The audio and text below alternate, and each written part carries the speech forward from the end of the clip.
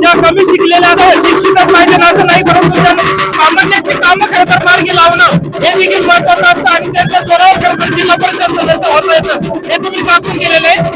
या पुढील काळामध्ये आपण जनतेची सेवा कायम करत राहणार का?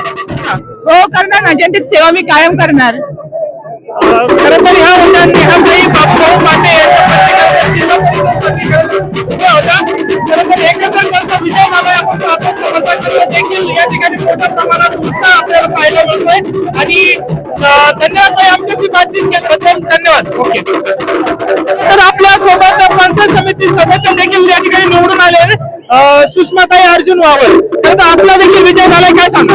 खूप आनंद होतो, विजय तर आम्ही होणारच होतो, पण किती लीड होणार होतो हे नव्हतं माहिती आम्हाला। आज आम्हाला खूप आनंद होतोय।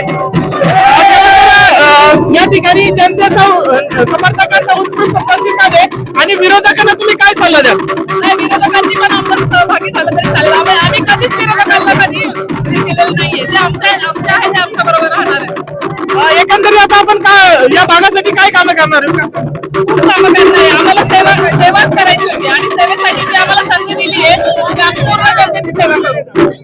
एकंदरीत विरोधकांनी देखील मोठ्या प्रमाणात विरोधकांनी देखील तुमचा विजय झालेला आहे।